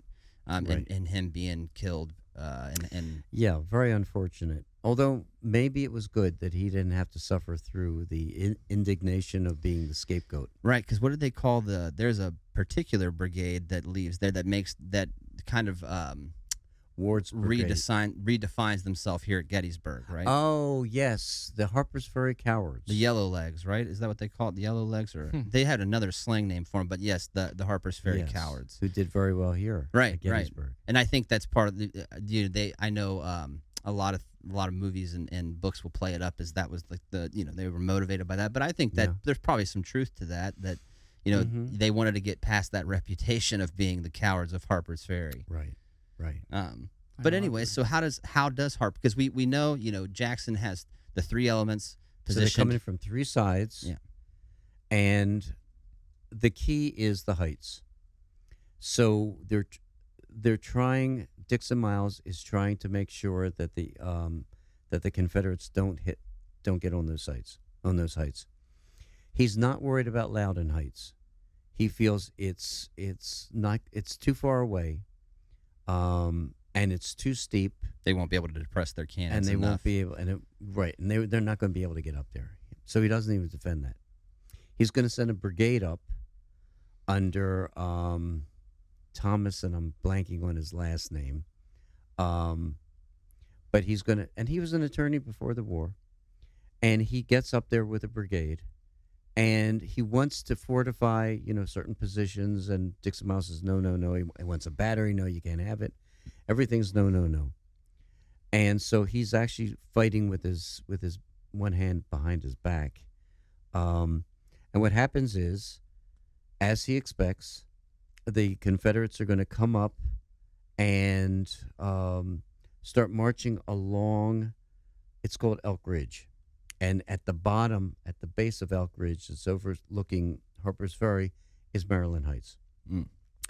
And there's going to be intense fighting that's going to be happening, trying to stop the Confederates from taking Maryland Heights. And there's some confusion because according to Dixon Miles, he said, hold that position. Do not relinquish that position. And I'm just going to, as I'm talking, I'm going to look at this because it's frustrating. It's a senior moment Well, also you got so much stuff up there. You got so much knowledge on the battle. They get intermixed sometimes. yeah, it's Thomas Ford. Okay. So Thomas Ford's up there. Thomas Ford had the impression that he was given discretionary orders that I can vacate the heights if necessary. To save his men. Yes. Dixon Miles sees him coming down in the afternoon and says, "Holy crap! What are they doing? My God, what are they doing?" And so, but they've been fighting for a while, and they're getting flanked. And could they have held out? Probably not. Not because how many men are they facing up there? Well, you've got directly, you've got Joseph Kershaw's men marching along Elk Ridge, so it's a frontal attack. Mm-hmm. And then William Barksdale's Mississippi Brigade is coming up the side of the mountain, flanking them. And these are could be the two best brigades that Lee has in his army. They're very experienced. Very much so, and they're good fighters, South Carolinians, Mississippians. So he comes down, and lo and behold, the Confederates are able to pull I don't know how. If you look at those heights, they get cannon up on both of those heights, and then Jackson's going to come up from the west, and he's going to take Schoolhouse Ridge, and you've got this ring of cannon that are now overlooking Harper's Ferry. Now, Dixon Miles has Camp Hill. Camp Hill is an elevated area within the town, and he's got big cannon there. That's big where all cannon. the cannon monuments are now, right? Yes, a few, yeah. There is a cannon there, for instance. There's Bolivar Heights, where that's what the main defensive area is going to be. Is that's where Dixon Miles is killed? No, he's actually going to be killed in the town. Okay. But what happens is you have, if I can sort of show it with my hands, you've got Maryland Heights, Loudon Heights, you have Harper's Ferry, and you have Schoolhouse Ridge, and facing Schoolhouse Ridge is Bolivar Heights. And earlier on in the war, there was Stonewall Jackson was, I think it was 1861, was attacking Harper's Ferry from the west, and the commander of the garrison at that point had fortified Bolivar Heights, which is not as high as all of the other heights. And he wrote, I guess by rote, said, "I'm going to do the same thing." So most of his men are, this is Dixon Miles' men, are along this Bolivar Heights. And when Ford comes down, he's also going to join them. So you've got this line of Union troops that are facing Stonewall Jackson, but behind them are going to be Maryland Heights and Loudon Heights. No small arms fire, but cannon fire is coming from them. Which is going to be, it would be devastating. Those positions, if listeners or viewers get a chance to go out to Harper's Ferry and see it go down to where they have the John Brown's Fort. Yes. In Harper's Ferry, and you can look up at the heights. Yeah, it's daunting. You're like in a fishbowl. I mean, it is the worst situation I could think of. Right. For an infantry guy. Yes. Being engaged by artillery. So two things happen that are the downfall of the garrison. One is they've got Union has some big cannon up on Camp Hill. And one thing that's interesting is inexperienced cannoneers do not like to be under enemy fire. And so they're going to fire off their ammunition as fast as they can. Henry Hunt will talk a lot about this. He'll ride around and he'll say to the men, this is the Army of Potomac, do you know each shell is $3.40 or whatever? And he's stopping them from firing as fast as they can so they can get the heck out of there. That's so funny. That rocket case behind you there. We are our higher ups in the Marine Corps used to tell us how much those cost at the time for I think the same reason because each one of those is like $100 and something thousand to to get. Something crazy. That being said, when we got to Marjo, that didn't stop us. I mean, you wanted to shoot them, but right. But it's funny. The same technique is still used to this day to get people from indeed expending their ammo unnecessarily and then getting the heck out of there. And so that morning of the 15th, Dixon Miles realizes they're out of ammunition, this long-range ammunition. So he's screwed there.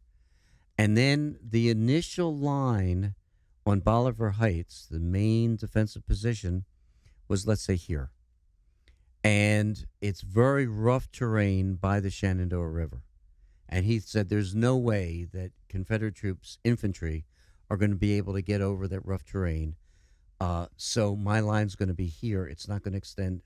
Well, here's A.P. Hill. This is one of the most fascinating parts of this coming battle up this way, to me. yes. So he has to extend his line, really thin his line, and what the killer is during the night, Jackson's chief of artillery, Crutchfield, is going to take 11 guns, cannon, across the Shenandoah River and put them on a ledge. And so here you're facing the Confederates, but behind you Our cannons. are 11 cannon who are enfilading your line. So, Laura, like I said, I did the road to Antietam, and which is, for those that aren't aware, the road to Antietam is a guide, like a licensed battlefield guide tour that you can get from the bookstore there at the National Battlefield at Antietam. And she took me to Harper's Ferry, and she's showing me all the spots, and then she walked me over and showed me where they moved the cannons up. Right. I don't know how they did it. I mean, right. At nighttime too. That's right. The hill they get those cannons up. Tommy, it's so steep, dude. Yep. It's unbelievable. And those cannon are not light. You know, it takes a ton of dudes to get it up there. It is amazing how they were able. And Maryland Heights, Loudon Heights, the same way. Could you imagine being in the Union guys, though, and waking up in the morning and those cannons being right there? Because it's not far away either. No. I mean, they're almost, from the naked eye and from what I remember of being there, it seems like they're almost within canister range. I mean, they are close. They're not quite in canister range, but probably about a mile or so. But it's not it's not that far, and it's an open field between the two of them. That's right. That's right. So clear fields of view. And all that. So what happens then is Dixon Miles says, "I'm screwed. I've got no long range ammunition. The Confederates are flanking me. It's just a matter of time. And it doesn't look like I'm going to be rescued." And so he's going to capitulate. In fact, he tells all his men, pull out your white something, whether it's your underwear or handkerchiefs, and start waving. And apparently those guns, those 11 guns, may not have gotten the signal that they had surrendered. And they're going to launch some cannon fire into the town, and part of Dixon Miles' leg is going to get blown off. In fact, I think the skin, actually, the muscle gets sheared off of the bone. Yikes. And he's going to die in excruciating pain, I believe, the following day. Ugh. So he's the convenient scapegoat. It's not McClellan. It's not Henry Halleck. It's not John Wool. He becomes the scapegoat because he can't defend himself. They did, it's funny because McClellan did the same thing. I know that this might not have been McClellan, in just solely making him the scapegoat, but the same thing happens from McClellan and one of his junior officers at what's the battle that happened right across across the Potomac River down there. You mean during the Maryland campaign? No, this is early in the war. This is right after. I think it's right after Manassas. Oh, okay. It's a massacre almost. The guys are running into the river trying to get away. Ball's Bluff. Ball's Bluff, yes. The commander of that expedition. That's right. He's the Baker. scapegoat, and McClellan gets out of that one scot-free. Yes, just about. that's true. So it's interesting that kind of happening again here. Oh yeah. So one of the more interesting stories now, because after that, obviously the Union garrison surrenders, and A.P. Hill is tasked with stays behind. What do they call? What do they call that? What they did to where they exchange them back to the Union? They're going to parole them. Parole them. Yeah. So he's in charge of that. But one of my favorite stories from that portion of the Maryland campaign is Benjamin Davis. And, his escape, and then also him capturing the guns. I think that's so cool, man. It's so really cool, is. especially because he's from Mississippi, correct? That's right. So he's got the deep Southern accent. Would you tell a story for our listeners, just so they know what we're talking about here? So he's a cavalry commander, and he's like Buford. Buford is a tough cookie, and no nonsense, and he knows that Dixon Miles is not going to be able to hold out, and he's got about I think 1,200, 1,300 cavalrymen. He wants to escape. He does not want to get captured. Like Forrest did from Nathan Bedford Forrest at Fort Donelson. Same That's kind right. of situation. And so he's trying to convince Dixon Miles to let him go, and Dixon Miles doesn't want any part of it. Finally, he does convince him, and in the dead of the night, they're going to be crossing over the Potomac River, and actually, some of them actually make a right turn and head toward the Confederates. Oh no! In the confusion, but they're going to cross over and head north toward Sharps. They actually march right into Sharpsburg, and they were going to continue up toward Hagerstown. And they get a report that there are rebels in the area, so they're going to head over toward Williamsport. And as they're heading toward Williamsport, lo and behold, here is James Longstreet's ordnance trains, and he's going to capture, I don't know how many wagons, lots of cannon, lots of wagons, and he's going to ride with those wagons up into Greencastle, Pennsylvania.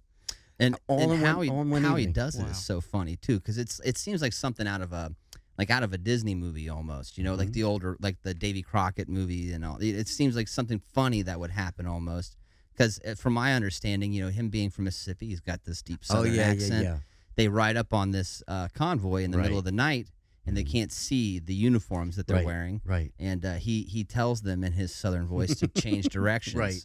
And so they listen, thinking, because of his voice, he's a Southern cavalry commander. Right, He's their right. escort. And when the sun comes up, the convoy of ordnance and cannon and all that are very surprised when it's blue-clad Union soldiers with their pistols drawn on them. Right, it is. And that's how about he that? captures the convoy. It's so funny to me. I mean, the craziest things happen in war. Coincidence and luck and all that. I mean, it's interesting. And and the what might have beens, because this was a tough cavalry commander who's going to command a brigade at Brandy Station. In fact, his brigade is going to cross over the river first, Rappahannock first, and is going to engage the Confederates first. And he's going to be killed, I believe, almost instantly, very early in the fight. It's in almost a one-on-one duel, right, with a lieutenant from the Confederacy. That's right. Correct. And so what happens then is, I mean, it's a what if. What if he had lived? What could he have been? Because this was a guy who was of the mold of Buford. I mean, well, maybe instead of Custer being a division commander, and at the end, the late stages of the war, it might have been. It could have Davis. been. Also, he's It a could have cousin. He's the cousin of Jefferson Davis. Right. Right. Cousin. They're cousins. I believe so. So that's kind of interesting too. This very effective with the commander for the Union is the Yes. cousin of the Confederacy Confederates president. That is a fascinating story. Anyways, I'm sorry. I had to bring him up.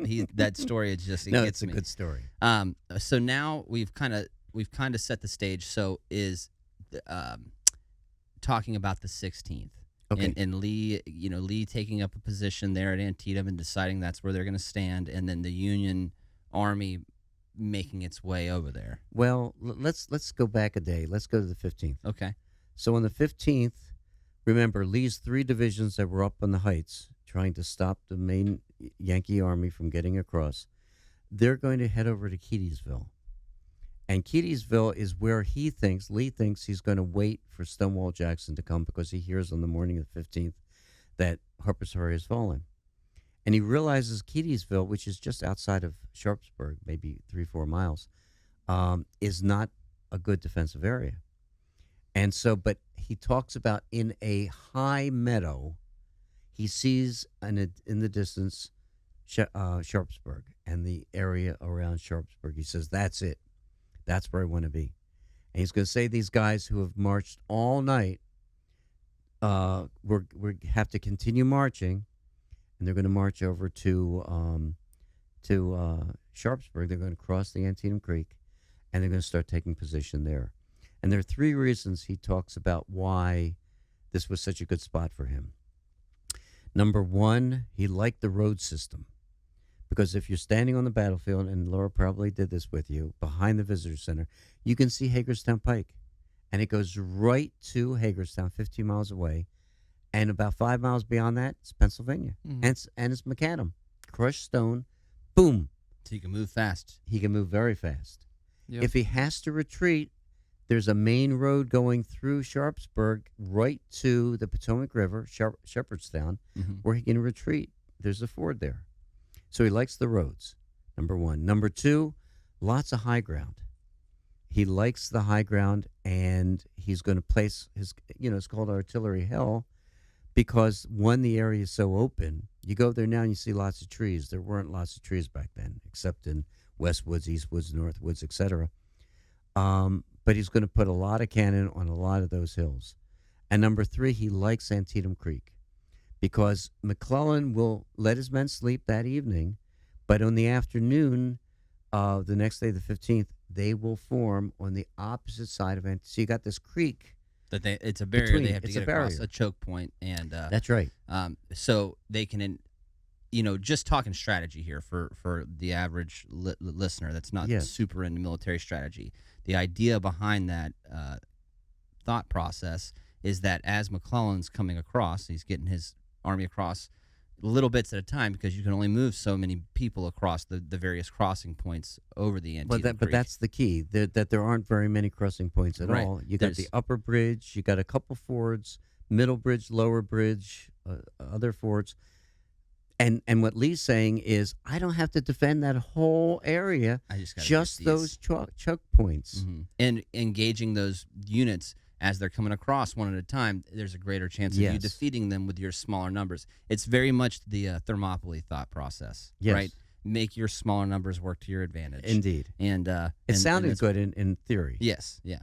But in principle, it didn't work, because again, remember, he probably on the 26th, 16th, he may have 25,000 men with him, because 3 divisions are still making their way. Well, 2 of them are making their way toward Sharpsburg, and AP Hill's still at Harper's Ferry.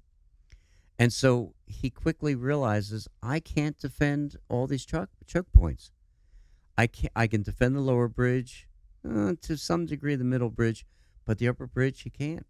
It's also up there a ways. It is. If he were to try to do that, all the way from the lower, like the Burnside Bridge, the lower bridge, Yes. all the way up to the upper bridge. That's a lot of That's a lot long of real line. estate. Yeah, that's a long Yeah. line Right. for 25,000 guys. But he knows the Yankees are going to cross. He knows the Yankees are crossing there because he's got his cavalry there. He's going to have his cavalry. They're not going to do much during the battle, but he has them on the flanks. He's got Munford on the right flank by the bridge. He's got Fitz-Lee over on the left by the upper bridge. And so Fitz-Lee is saying, hey, they're coming across. And that's where the 1st Corps is going to come across. The 12th Corps will come across. Eventually, a little bit the next day, they're going to come across on the 16th, will be the 2nd Corps in the undefended area. So, number one, while it sounded like a good area, maybe it wasn't as good as he thought. Number two, we talked about this. Who fights with their back against an immovable barrier? The Potomac River. Especially when there's only one crossing point that you Yes. can use Well, if and you in get fact, into trouble. there's none where he would be. Because that's further north, right? That's right. So there's no cross. If he gets pushed there, he's screwed totally. And so so it's not as good a position as he thought, but he doesn't have a lot of choices. Yeah, it's there. The time is upon him now. He's made the plan up to this point. Now he's made his bed. He's got to sleep in it. That's you know? correct. So the 16th is super interesting to me. It's a part that also often gets overlooked when it comes to the Maryland campaign and the Battle of Antietam. Right. But I'm so fascinated by it, and I know Tommy is too because his favorite unit is there. Okay. But I'm fascinated by it because, well, first off, I mean, it's pretty intense, the fighting that happens down the Smoketown Road. Yes. And it goes into the night. And Yes. like I said earlier, nighttime fighting in an era with no night vision optics baffles my mind. The Culp's Hill is the same way, does the same thing to me. So could you tell us a little bit about Sure. how all that plays out? I Yeah. guess. So what's happening then is that McClellan knows. I mean, you got one army on one side, you got the other army on the other side of the Antietam Creek. Obviously, McClellan, if he's going to drive Lee back across the Potomac River, he needs to get troops across onto Lee's side. And who is he going to bring in? He brings the First Corps, which is interesting because McClellan, he knew about Hooker, but many of these men were from the Army of Virginia. And I, from what I understand, just for the listeners' sake, the guys that came from the Army of Virginia, they are not McClellan fans, and they're kind of not. Insubordinate might be stretching it, but they're definitely not going out of their way to help him. That's correct. So yeah, that's interesting. So what happens then is, but McClellan is an interesting guy in that he could have picked Sumner, he could have picked Fitzjohn Porter. I don't think that Franklin was up yet in the Sixth Corps. He could have done Mansfield from the 12th Corps. He picks Joe Hooker. And I like to talk about why, because one, he needs an aggressive general. Has he earned the nickname Fighting Joe Hooker yet? I think that it's going to be, I think it's around this time that he's going to get it. And what happens is, we always think about generals being naturally aggressive and they want to fight. And we all know that's not the case. Many of them were engineers. Mm-hmm. But he likes to fight, number one. And number two, he doesn't need a lot of direction. So he basically says to his commander, he says to McClellan, tell me what you want me to do. I'll figure out how I'm going to do it. You tell me what the objective is. And so the First Corps comes across in the afternoon. They're going to sweep west, and they're going to take position around the Joseph Poffenberger farm and around the North Woods, and that's the staging area. And Meade's division that we talked about that had been Reynolds, Meade will send Seymour Truman's brigade. He's going to detach that and send them south along the Smoketown Road toward Sharpsburg, and detaches really one major unit, the 13th Pennsylvania, which are the Bucktails. And they're going to go into the East Woods. And now this is a tough unit, these are sharpshooters. Yeah, and they got the Sharps carbine. That's they're correct. Equipped with, right? Which is it makes a big difference. It's a scary proposition to be on the Confederate side of things. If you're loading a musket rifle, like something you're loading through the bore of the rifle versus a breech loading cartridge round. Definitely. That's scary. Because they can, and for those that aren't aware of what I'm talking about, basically the Bucktails had a rifle that you could shoot much quicker, like at a quicker sustained rate than you could with. That's right. What the Confederates would have had. But what the Confederates had was probably the toughest unit in Lee's army, and that was Hood's division. So here you have Hood, and these guys are aggressive guys. These are tough guys against the 13th. And so they're going to be skirmishing all through the evening hours. And the commander, I forgot his name, of the Bucktails is going to get himself killed. McNeil. Yes, thank you. But so is one of the Mississippi colonels is also going to get himself killed. But the Bucktails are very upset about this. Yeah. And so when the fighting begins on the 17th, they've got an axe to grind, but they're no longer up against Hood's men. Now they're going to be up against Douglas, Marcellus Douglas, and Walker's brigades, who are now facing them on the morning of the morning of the battle of the 17th. Which they're fresh, matters. They are fresh. I've also heard that the Bucktails are running out of ammo at the start of the next day. There was an issue with that, yes. So I've always been curious about this, getting up to that point. Because I've heard about stories of guys, Union guys bumping into Confederate guys in the East Woods in the middle of the night, and little fights and engagements happening. How is that pretty common, or is that pretty rare? There was a lot of confusion that evening. Was there? And part of the problem was that you're pulling out, I don't know how much of that was because Hood's men are being pulled back into the West Woods, and we can talk about that. And Douglas's men and Walker's men are coming in, when they come in, they're not familiar with what's going on. They're not familiar with the fighting. And about what time is that happening?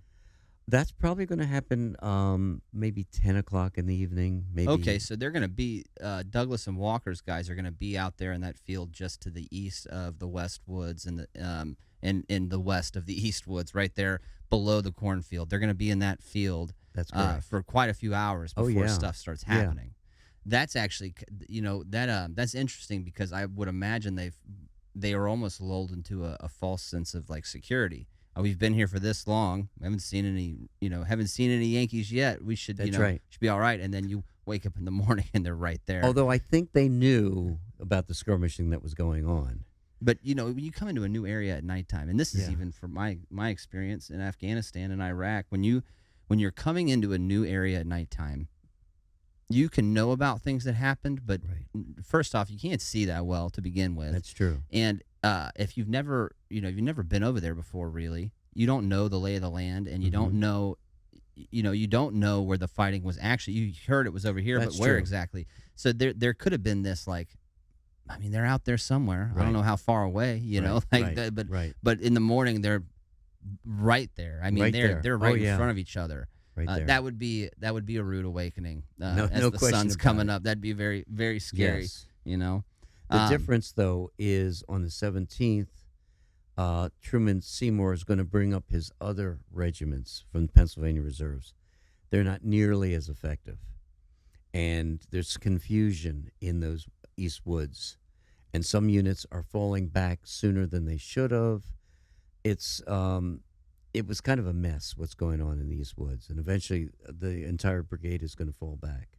And the Confederates will occupy the meat of the East Woods for a while. But that's on the 17th. 17th, right.